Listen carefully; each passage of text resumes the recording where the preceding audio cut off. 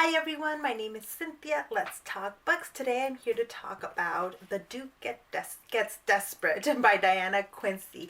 I read an arc of this book that I got via NetGalley, so I did receive it for free, but with no obligation to talk about it. However, I do want to talk about it because if you have watched any of my videos on my channel, I read a lot of romance.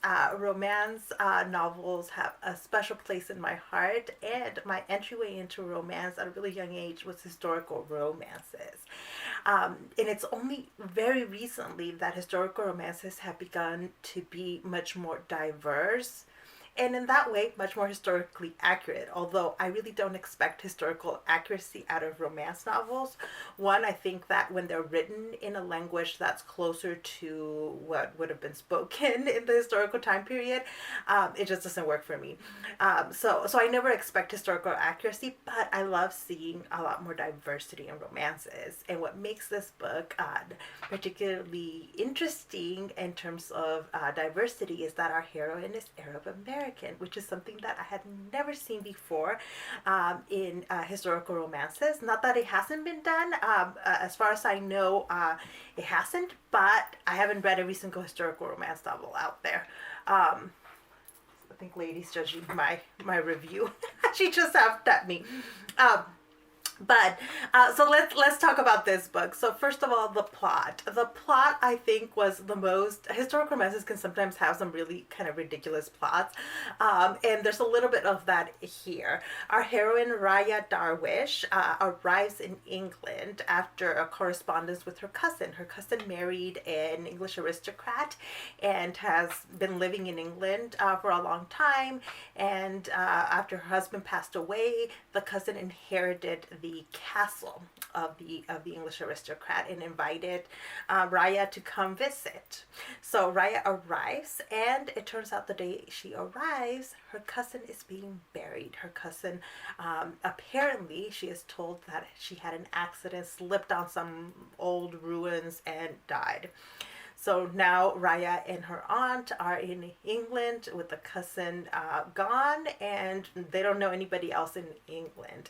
Enter Anthony Carey, the Duke of Strickland, who is kind of happy that Raya's cousin is dead, because when his dad passed away, he actually left the castle to his wife rather than it making sure that was entailed as part of the rest of the dukedom, which goes to him. So he's been really annoyed at this.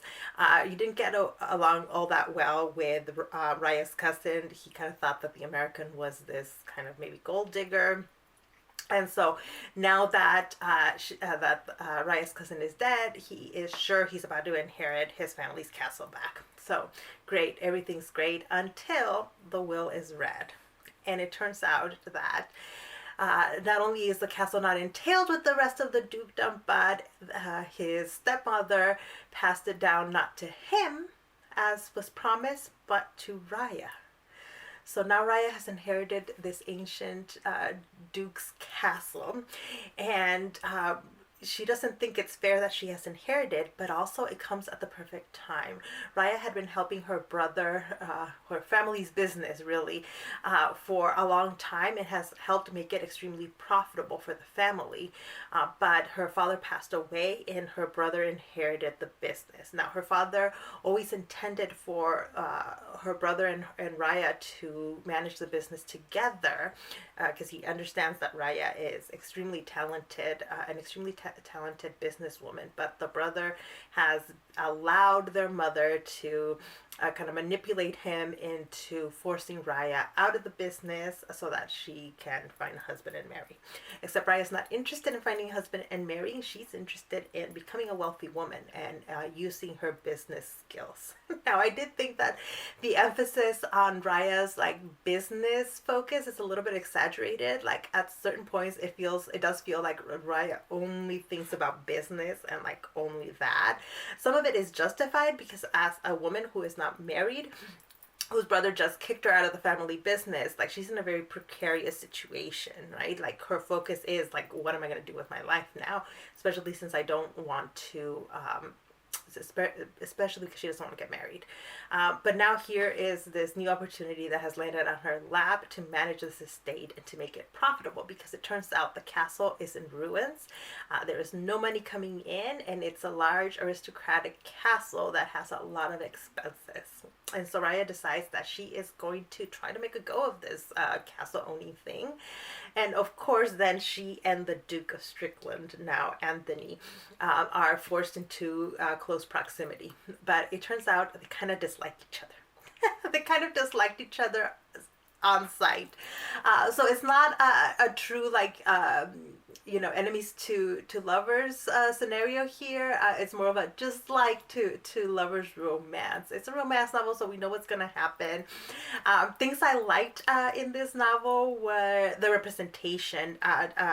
Diana Quincy, I think, writes the Arab American elements here really well, and that comes from someone who's an outsider, who's not Arab American. This is an Own Voices book, but I loved seeing the way that Quincy sprinkles those elements throughout the novel. What an important part of Raya's personality and character that cultural background is, and how Anthony, like, does not ignore that, how he acknowledges her identity as both American and also Arab American.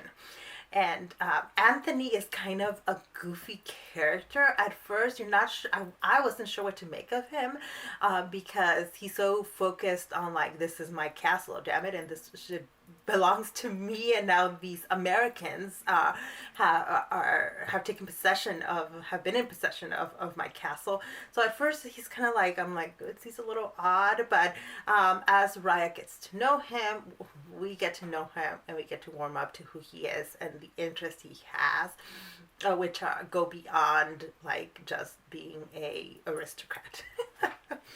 So this was overall a fun romance novel. It kind of reminded me of the love I have for romance, historical romances in particular. I've been reading a lot of contemporaries lately, and so whenever I get a chance to read a historical, it kind of brings me back to the start of becoming a romance reader, and so it has a very nostalgic feel for me. That is really nice.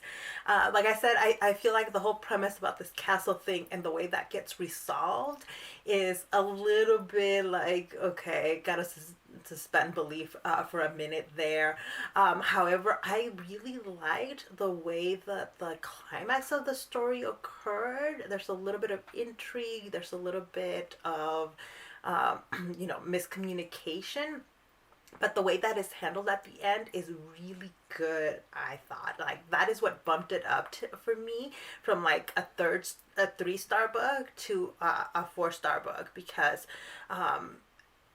that was handled in a way that I felt didn't bog down the story and didn't make me roll my eyes, because usually miscommunication plots can be very roll of the eyes, right? Like, if you two just talk to each other, everything would be fine. Well, here we have the miscommunication that's really only there for a short amount of time, and the way the miscommunication happens, I liked. This is how I like my miscommunication plots to happen. So if you're somebody who usually hates the miscommunication plot, I would not let that keep you away from this book, because although it's there, I feel like it's a better take on it than we normally see. Let's see, what else do we have here? Yeah, these are ultimately kind of a little bit cartoony characters, but fun. But in a fun way, with an interesting plot, an interesting setting, and this kind of twist of, the American coming into England, who falls in love with the Duke. So that is it for me. If you have read this book, if you want to read this book, if you've read other books by Diana Quincy, let me know down in the comments section. I believe I have one other Diana Quincy book in my shelf that I acquired recently when I went to Steamy Lake Con, so I'm going to read one more of her books at minimum, but I'd like to hear if anybody else has other recommendations for Diana Quincy books. So thank you so much for watching this video, and I'll see you in the next one. Bye!